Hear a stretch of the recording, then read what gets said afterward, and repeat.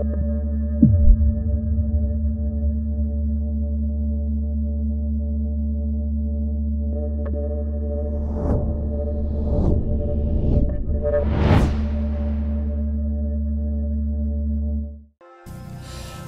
selamat datang di channelnya Si Anak Tua.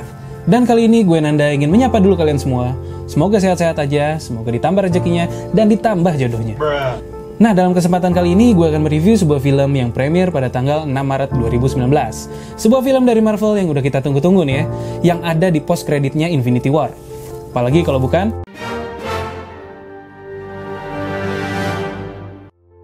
Captain Marvel, merupakan superhero wanita terkuat di jagat MCU atau Marvel Cinematic Universe. Di saat kondisi udah nggak tertangani lagi oleh anggota Avengers yang ada, akibat ulah si Thanos yang melenyapkan sebagian isi alam semesta lewat Infinity Gauntlet-nya. Nick Fury terpaksa harus meminta bantuan dari Captain Marvel. Oke, langsung aja ini dia reviewnya. Captain Marvel, versinya Si Anak Tua, versinya Si Nanda. Let's go!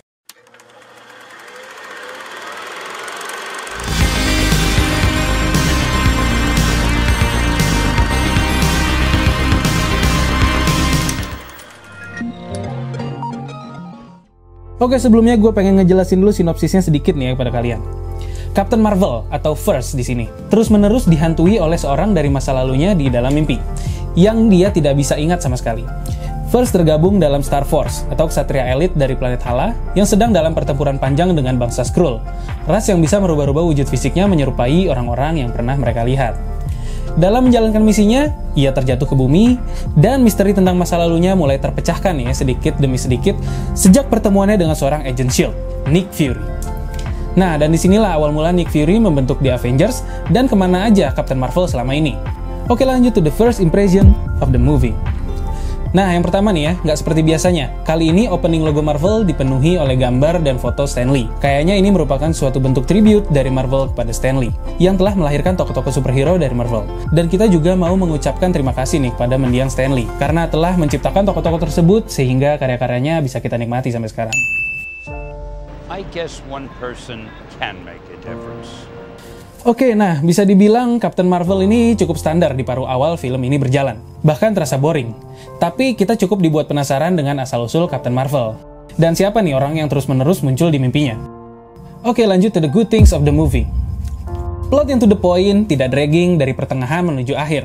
Membuat kita tidak ngantuk. Dan banyak sekali easter egg dari film Marvel sebelumnya yang bisa dijawab di film ini. Terasa cukup menarik untuk dinikmati. Kemudian detail dan barang-barang yang mendukung setting 90-an bisa membuat gue atau generasi 90-an bernostalgia.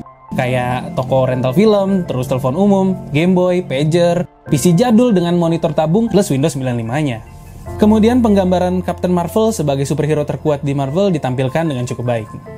Acting dari Samuel L. Jackson sebagai Nick Fury jelas memberikan warna tersendiri di film ini. Di mana Nick Fury yang biasanya serius dan garang, melemparkan humor-humor yang bisa membuat seisi bioskop tertawa di film ini. Apalagi melihat chemistry unik yang terjalin antara Fury dan Goose, seekor kucing yang ada di film ini. Oke, lanjut to the bad things of the movie.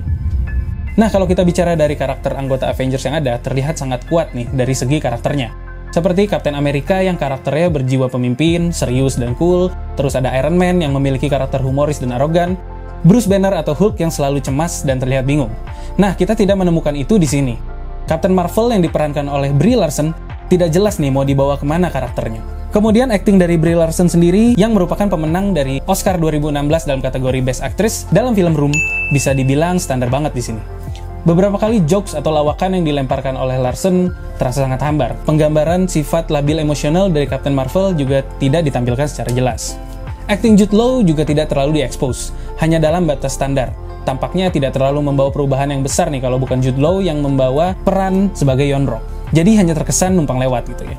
Nah, walaupun kita sudah tahu kualitas CGI yang digarap Marvel pasti bagus, namun ada beberapa efek yang terlihat janggal di awal film menurut gue.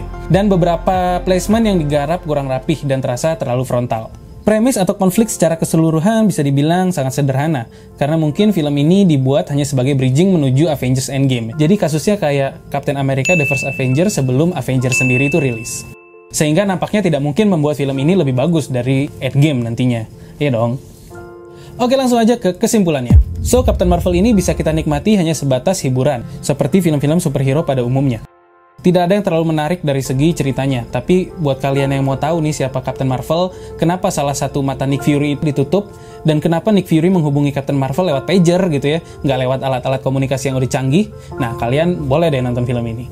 Jadi, walaupun bukan film superhero yang bisa diunggulkan, namun tetap merupakan sebuah bridging yang manis. Dan Captain Marvel ini menurut gue layak untuk mendapatkan nilai...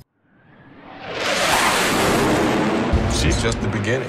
Oke, gitu aja review dari gue untuk film Captain Marvel. Review ini merupakan opini pribadi dari tim Anak Tua. Jangan lupa klik tombol subscribe dan tekan tombol loncengnya kalau kalian suka dengan konten kita. Tapi kalau nggak pengen subscribe, pengen nonton videonya aja juga nggak apa-apa. Dan jangan lupa like dan komen di kolom komentar kalau kalian punya pendapat lain mengenai film ini. Dan yang terakhir, dan yang paling penting, share. Share video ini ke siapa aja yang menurut kalian perlu menonton video ini.